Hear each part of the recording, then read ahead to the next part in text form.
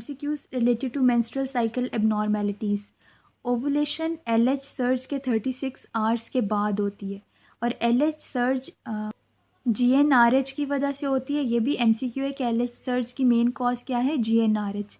First sign of puberty, puberty का first sign menarche यानी first menstrual cycle नहीं है, बल्कि फर्स्ट साइन थिलार्की है यानी कि ब्रेस्ट डेवलप होना स्टार्ट हो जाती है। और ये मेनार्की से 2 to 3 ईयर्स पहले होता है। सपोज़ कि अगर मेनार्की की वजह से एवरेज एज 12.8 ईयर्स में फर्स्ट मेंस्ट्रुअल साइकिल स्टार्ट होता है, लेकिन ब्रेस्ट की जो डेवलपमेंट है वो इससे 2-3 साल पहले स्टार्ट हो जाती है। मेंसेस के सिक्रीटरी फेज के अंदर प्रोजेस्टेरॉन होता है, ठीक है। प्रिकॉशियस पुबर्टी मीन्स कि अगर लेस देन 8 ईयर्स के अंदर फर्स्ट मेंस्ट्रुअल साइकिल स्टार्ट हो जाए उसको हम कहते हैं प्रिकॉशियस पुबर्टी, मीन्स कि बहुत पहले पुबर्टी स्टार्ट हो जाती है। और डिलेड पुबर्टी में 14 ईयर्स के बाद तक भी मेंसेस नहीं आते, उसको हम कहते हैं डिलेड पुबर्टी। और एवरेज एज जिसमें फर्स्ट मेंस्ट्रुअल साइकिल स्टार्ट होता है दैट इज़ 12.8 ईयर्स, ठीक है। Common cause of delayed puberty is the constitutional delay. Last year UHS में ये MCQ आया हुआ था कि डिलेड पुबर्टी की सबसे ज़्यादा कॉमन कॉज कॉन्स्टिट्यूशनल डिले। इसके अलावा ड्रग्स की वजह से भी डिले हो सकती है पुबर्टी, मतलब 14 ईयर्स से ज़्यादा हो सकता है टाइम कि फर्स्ट मेंस्ट्रुअल साइकिल भी स्टार्ट नहीं हुआ अभी। एनोरेक्सिया नर्वोसा की वजह से क्रेनियोफ्रेंजियोमा, ये सारी कॉजेज़ हैं, but most common cause constitutional delay है। ये MCQ almost 3 to 4 times repeat हुआ है। Primary and secondary amenorrhea. Amenorrhea means कि मेंसेस एब्सेंट होते हैं। ये थोड़ा सा ट्रिकी है, इसको मैंने समराइज़ किया है प्राइमरी एमेनोरिया को। प्राइमरी एमेनोरिया में क्या होता है, या तो सेकेंडरी सेक्सुअल कैरेक्टर्स नॉर्मल होती हैं, ठीक है, या फिर सेकेंडरी सेक्सुअल कैरेक्टर्स एब्सेंट होती हैं। जब भी इसका सिनेरियो आता है ना तो बताया होता है कि फ़ीमेल प्राइमरी एमेनोरिया की है, मतलब उसको फर्स्ट टाइम भी मेंसेस स्टार्ट नहीं हुए और उसकी सेकेंडरी सेक्सुअल कैरेक्टर्स नॉर्मल हैं, तो उसकी कॉजेस 2 रीजंस हो सकती हैं मोस्ट कॉमन। इसके अलावा 4 होती हैं नॉर्मली। मुलेरियन एजेनेसिस की वजह से प्राइमरी एमेनोरिया होता है, बट इस केस में सेकेंडरी सेक्सुअल कैरेक्टर्स डेवलप होते हैं। और एंड्रोजन इनसफिशिएंसी, इस केस में भी प्राइमरी एमेनोरिया होता है, लेकिन सेकेंडरी सेक्सुअल कैरेक्टर्स डेवलप होते हैं। इन दोनों कंडीशंस को हम कैरियोटाइप से डिफरेंशिएट करते हैं। मुलेरियन एजेनेसिस की कैरियोटाइप 46XX होती है और एंड्रोजन इनसफिशिएंसी की कैरियोटाइप 46XY है। एंड्रोजन इनसफिशिएंसी, इसको हम टेस्टिकुलर फेमिनाइजेशन या मेल सूडो हर्मेफ्रोडाइट भी कहते हैं। मतलब कि इस केस में मेल सूडो हर्मेफ्रोडाइट का मतलब है कि जो इंटरनल जेनिटेलिया है वो मेल जैसा होगा और एक्सटर्नल जेनिटेलिया फीमेल की तरह होगा। ये सारे पॉइंट्स जो बताए हैं MCQs हैं, बहुत इंपॉर्टेंट है। इसके अलावा प्राइमरी एमेनोरिया लेकिन सेकेंडरी सेक्सुअल कैरेक्टर्स हैं वो इम्परफोरेट हाइमन की केस में होता है या विजाइनल सेप्टम के केस में होता है, ठीक है। लेकिन अगर प्राइमरी एमेनोरिया हो और सेकेंडरी सेक्सुअल कैरेक्टर्स एब्सेंट हो तो उसकी 2 रीजंस होती हैं, या तो प्री मैच्योर ओवेरियन फेलियर या कॉलमैन सिंड्रोम। कॉलमैन सिंड्रोम क्या होती है कि गोनाडोट्रोफिन डेफिशिएंसी हो जाती है, उसको हम कॉलमैन सिंड्रोम कहते हैं। इन दोनों कंडीशंस के अंदर एमेनोरिया भी होता है और सेकेंडरी सेक्सुअल कैरेक्टर्स एब्सेंट भी होते हैं। फिर हम इन दोनों कंडीशंस को डिफरेंशिएट किस तरह से करते हैं, FSH और LH के लेवल से।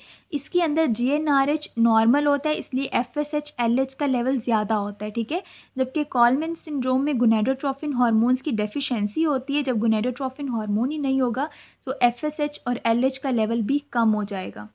इन्हीं पॉइंट्स को एक दफ़ा रिपीट कर लेते हैं क्योंकि ये बहुत इंपॉर्टेंट है। इसमें से बहुत सारे MCQs आए हुए हैं, ये जितने रेड में हैं ये सारे UHS के MCQs हैं।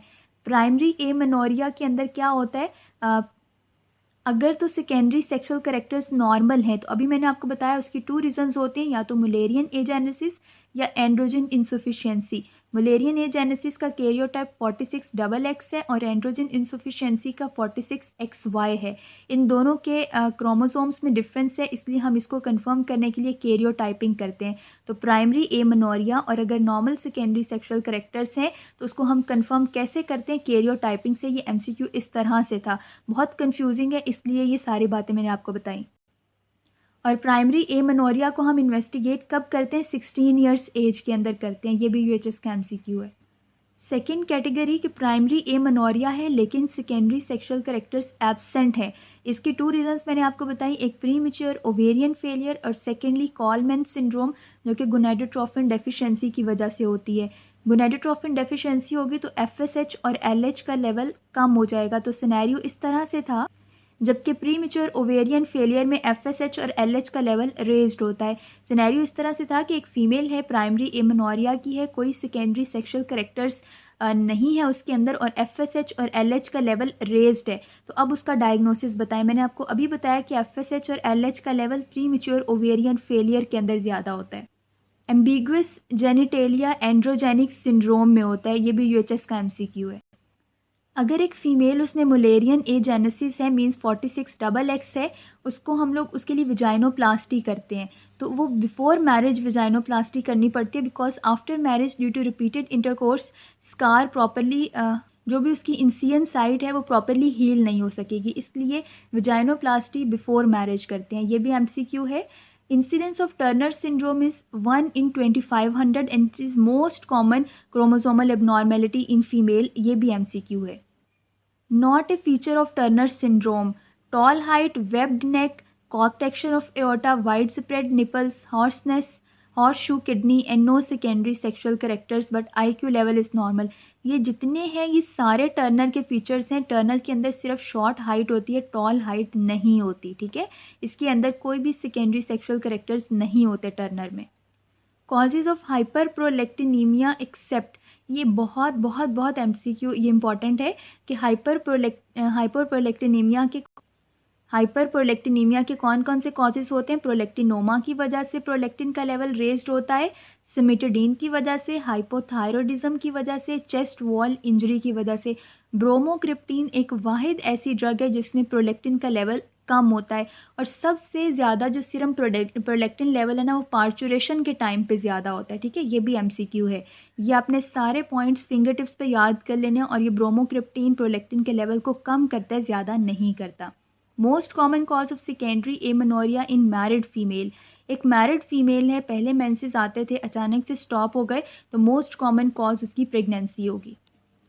अगर एक बेबी में एम्बिगुअस जेनिटेलिया है, एम्बिगुअस जेनिटेलिया की मैंने आपको अभी कॉज बताई एंड्रोजेनिक सिंड्रोम, तो उसके डायग्नोसिस को रूल आउट करने के लिए हम प्रोजेस्टेरॉन के लेवल को भी मेजर करेंगे, पेल्विक अल्ट्रासाउंड, कैरियोटाइप और इलेक्ट्रोलाइट्स को मेजर करेंगे, एक्सेप्ट CT पेल्विस नहीं करते, ठीक है। तो कौन कौन सी इन्वेस्टिगेशंस करते हैं और कौन सी नहीं करते, ये सब करते हैं, सिर्फ CT पेल्विस नहीं करते। देन कंजेनिटल एड्रिनल हाइपरप्लेसिया, इसको आपने एड्रिनल इनसफिशिएंसी से कंफ्यूज नहीं करना। कंजेनिटल एड्रिनल हाइपरप्लेसिया का कैरियोटाइप 46XX होता है, जबकि एड्रिनल इनसफिशिएंसी जिसकी वजह से प्राइमरी एमेनोरिया होता है उसका कैरियोटाइप 46XY है। इसको हम लोग टेस्टिकुलर फेमिनाइजेशन या मेल सूडो हर्मेफ्रोडाइट भी इस एंड्रोजन इनसफिशिएंसी को कहते हैं।